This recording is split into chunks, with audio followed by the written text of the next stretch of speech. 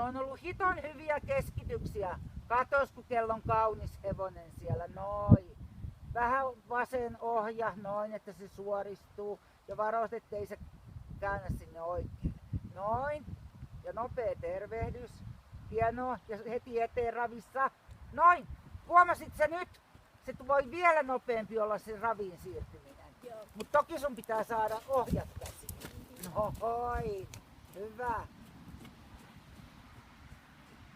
Ja ajattele sitä volttia, lähtee siitä. Nyt se on taas etukumara. Taakse, taakse, taakse, taakse, taakse. Taaksepäin. Hartiat taaksepäin. Hyvä niin. Jatka.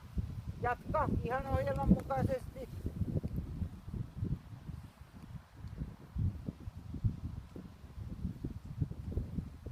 Hei, mitä tapahtuu? Ei täydellinen, mutta päivän paras pysähdys. Ja muista tässä, kun älä vie pahkeita taakse. Muista, kun keskiravi alkaa, sä tähtäät merkin tolle puolelle. Anna mennä, käsi vähän rauhassa eteen. Noniin, noniin. Kato, sen pitää muoto vähän laskea. Kiinni perään, kiinni perään. Et se kerta kaikkiaan niin.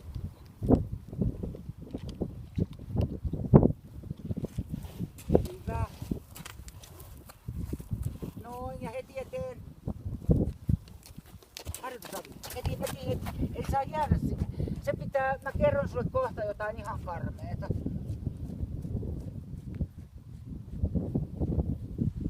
Oi. Vähän hakee mutta oikein kivasti. Aattele, hevosella on vaihdettu kuolain täysin erilaisen ja se toimii noin hyvin. Ja nyt mieti tuleva tehtävä. Koko rata leikkaa keskiravia.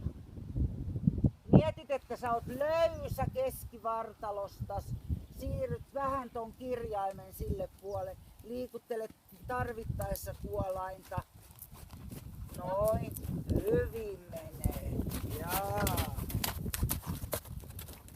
Tästä kohtaa ei nähnyt just mutta ei näe tuomarikaan, et älä välitä.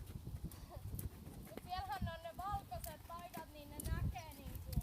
Joo. Älä päästä käveleen kovaa. Ei sillä tarvii olla vapaat ohjat, se on keskikäyntiä. Siinä pitää olla tuntuma.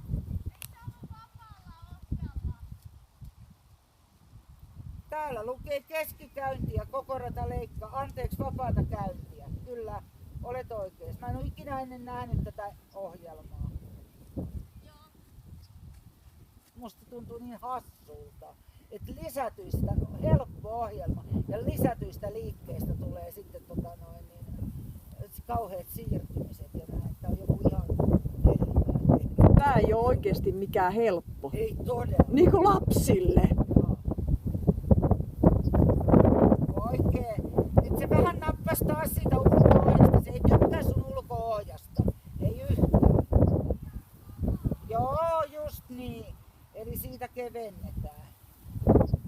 Kevennetään sitä askelta. Ei kun siis kevennetään sitä ohjaa. Tarkoitin. Ohjastuntuma. Hei, toi oli huono. Sun pitää ajatella, että se on ihan viivasuora